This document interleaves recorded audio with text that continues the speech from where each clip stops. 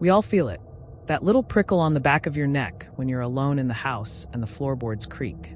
That sudden, inexplicable drop in temperature when you walk into an empty room. We rationalize it, but what if that feeling is a warning?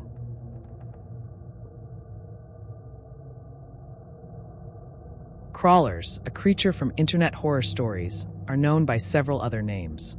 These include the naked man, the creature, the speaker, the servant, and the bald man. It's also sometimes referred to as a skinwalker or a large hairless dog, though these are less common.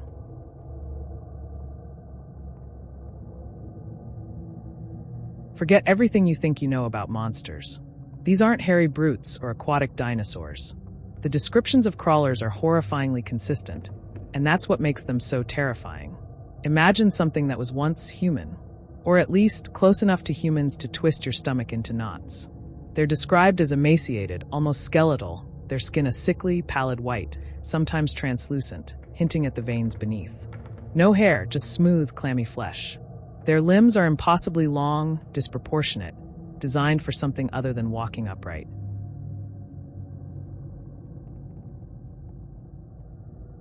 You'd think creatures like this would stick to the deepest, darkest woods. The kind of places no one ever goes. But that's where the real terror begins, because a chilling number of these encounters happen in places that are too close. Abandoned mineshafts, overgrown hiking trails just a few miles from town, the edge of suburban parks, even in the sub-basements of old, forgotten buildings. They're not just out there. They're on the fringes of our world, and I'm pretty sure that they're watching us. Imagine it. You're taking a shortcut through the woods at dusk, earbuds in, and oblivious to oncoming danger. Or you're camping with friends, telling ghost stories around a fire, feeling safe, relaxed. And then a sound. Something moving through the undergrowth, not like a deer, not like a bear. Something too quiet. Or a sudden, chilling realization that the silhouette against that distant tree isn't a tree at all. It's standing tall, and the fucking thing is staring at you.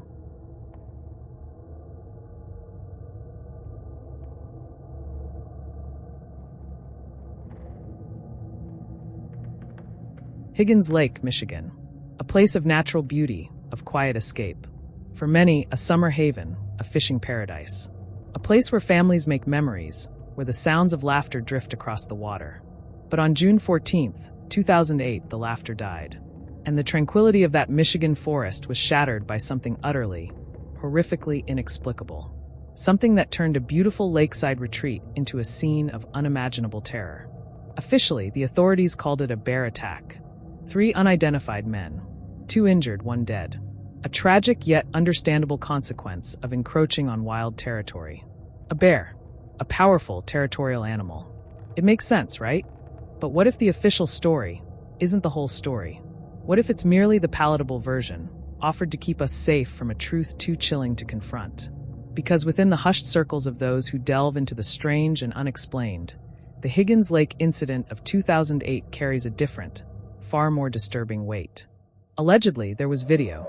Footage that, for reasons unexplained, has since been lost, suppressed, or simply vanished. And this video, so the accounts claim, didn't show a bear. Imagine for a moment, you witness something. Something that defies every known animal, every expectation. You capture it, and then it disappears. Swept away, conveniently erased. My suggestion would be to turn yourself over to Jesus. On the night of July 2013, a park ranger's world was forever changed by something he could never explain. The woods were alive with the usual chorus, crickets, distant owls, the wind sifting through the leaves. This was just another patrol. He'd walked these trails hundreds of times. But that night, something was different. The air felt heavy. The woods, somehow quieter than usual. As he made his way along the path, he caught glimpses of movement. Rabbits, maybe a deer. But then he saw it. Something pale, impossibly thin, crouched low in the shadows. At first, he thought it was a trick of the light. But as he stepped closer, the thing moved. It was humanoid, but wrong. Its skin was ashen, stretched tight over a skeletal frame. Long arms ended in spindly fingers that dug into the earth. Its head was oval, too large for its body, and its eyes, black and bottomless, reflected the beam of the ranger's flashlight. The ranger somehow avoided ruining his uniform as the creature stared at him, unblinking, swaying side to side as if sizing him up. The ranger stumbled back to his truck. His heart pounded and his hands shook so badly he could barely start the engine. He tried to tell his supervisor, tried to explain what he'd seen. But the words sounded crazy, even to him. Unruly conduct, they called it. Poor mental health. Within weeks, the ranger was out of a job, left to wrestle with a reality that no one else would believe. What did he see that night? Some say it was a crawler, a creature whispered about in online forums, described as pale, emaciated, and vaguely human, but with joints that bend the wrong way, and a way of moving that's all wrong. Some call it an invention of the internet. Others, like this former park ranger, know it's real because they've seen it with their own eyes.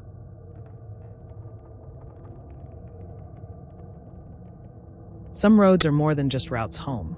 For those who travel alone at night, they can become thresholds, places where the world you know ends, and another one begins.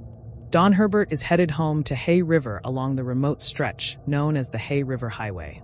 He was used to seeing a variety of local wildlife on his journey home. But on this night, the wild had something else in store. He almost missed it, a shape, impossibly thin and gray, hunched low in the ditch. At first, Don's mind goes to an injured animal. And that was when this monstrous thing stood up and stared straight at Don. Don slams the gas in panic. But the thing doesn't vanish into the dark. Instead, it veers with him, running impossibly fast through the roadside brush, keeping pace. For a heart-stopping moment, it sprints beside the truck, long limbs blurred by speed. He told himself it had to be a trick of the light, a dream brought on by exhaustion. But sleep wouldn't come. He avoided the woods, a first for a man who spent his life in Canada's wildest country. He tried to tell a friend, a fellow outdoorsman, someone who might understand. But how do you explain the inexplicable? Don contacted anyone who might have seen something, or might have answers. He hunted for tracks, for clues, for closure. Even the experts had no answers. The few friends he told began to avoid the subject, or Don himself. He became haunted by his own experience, torn between wanting forgetfulness and needing desperately to be believed. If you ever find yourself alone where the road meets the world's edge, and the wildest things step out of the trees, be careful. Not everything out here wants to be found. And if you see it, remember Don and don't slow down.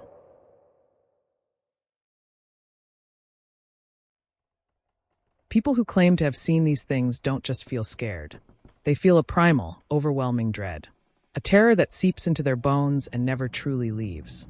They describe intense paranoia, a feeling of being constantly watched, even in broad daylight. Nightmares that are so vivid, so visceral, they wake up screaming. It's not just the fear of physical harm. It's the terrifying realization that the world you thought you knew, the one with clear rules and explainable phenomena, is a lie. That there are things that exist, things that hunt, that defy every scientific law, every comfort you cling to. And once you've seen one, that comfortable world shatters. You can't unsee it. You can't unknow it.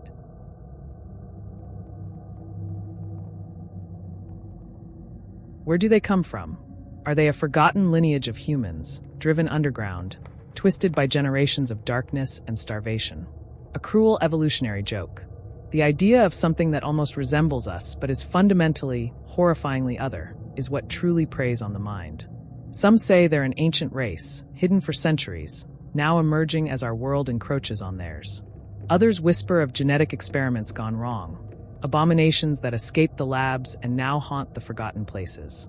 But no matter the origin, the end result is the same.